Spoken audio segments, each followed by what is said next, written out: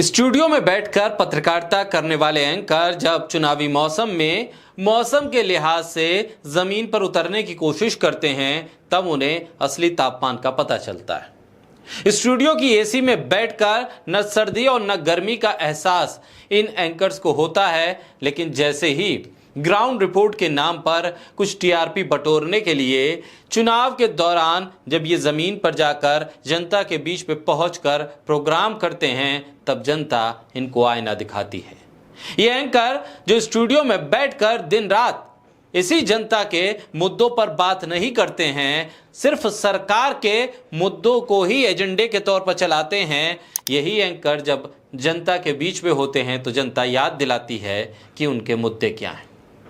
एक जानी मानी एंकर अंजना ओम कश्यप आज तक की स्टार एंकर हैं। इन दिनों हेलीकॉप्टर से उड़ती हैं और हेलीकॉप्टर में बैठकर ही चुनाव का जायजा ले रही हैं। वो हेलीकॉप्टर में उड़ते उड़ते पंजाब की जमीन पर उतरती हैं, तब पंजाब के लोग उनको असली जमीन की हकीकत बता देते हैं। दरअसल स्टूडियो में बैठकर अंजना ओम कश्यप जैसे पत्रकार और वो खुद जिस तरह की डिबेट करती हैं, जिस तरह की चर्चा करती हैं, उन डिबेट्स के जरिए जो फसल बोती हैं उसी को वो काटती हैं जब वो जमीन पर उतरती हैं।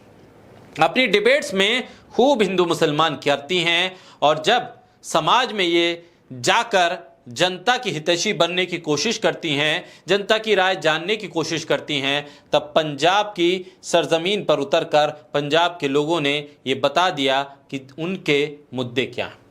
समाज में क्या बोया वही काटने को मिलेगा। अंजना कश्यप को एहसास पंजाब के मोहाली में लोगों ने करा दिया।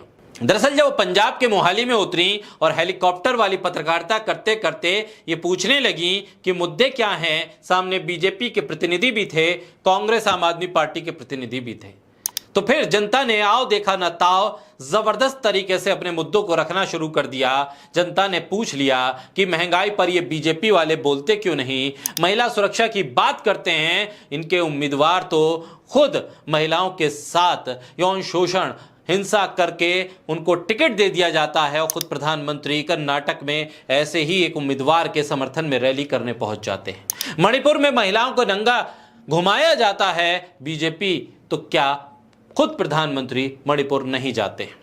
महंगाई पर, रोजगार पर, शिक्षा पर, तमाम सवालों पर पंजाब के मोहाली के लोगों ने बीजेपी के प्रतिनिधि को ऐसा घेरा कि अंजना कश्यप को भी एहसास हो गया कि दरअसल किन मुद्दों के लिए लोग वोट कर रहे हैं। स्टूडियो में बैठकर ये कहना बहुत आसान है कि भाई प्रधानमंत्री के बदले कौन, लेकिन जनता बता रही है प्रधानमंत्री के बदले मुद्दे हैं, उन मुद्दों के आसरे जनता वोट कर रही है।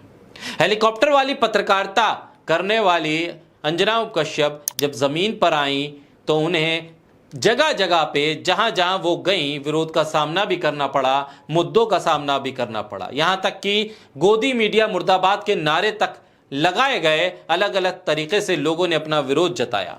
शायद अब अंजना कश्यप को एहसास हो ही गया होगा कि आज वो वही काट रही हैं जो उन्होंने नफरती डिबेट्स के जरिए समाज में बोया था।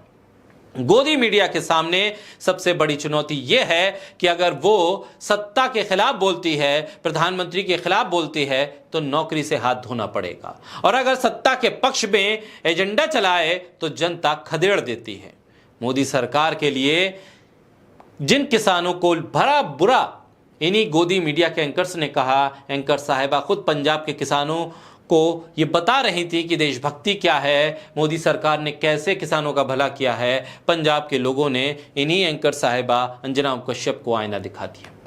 उसी पंजाब में जहां पंजाब में पहुंचकर प्रधानमंत्री ने कह दिया था कि अपने मुख्यमंत्री से कह देना कि मैं जिंदा सलामत वापस आ गया, इस पर दिल खोल कर एजेंडा चलाया था तमाम गोदी मीडिया के एंकर्स ने। लेकिन आज पंजाब के लोगों ने गोदी मीडिया को ये बता दिया कि जनता जानती है सच क्या है और झूठ क्या है। जिन सवालों से गोदी मीडिया हमेशा भागता रहा, जिन सवालों को पूछने से डरता रहा, घबराता रहा, उन सवालों को पंजाब के लोगों ने सीधे पूछ लिया।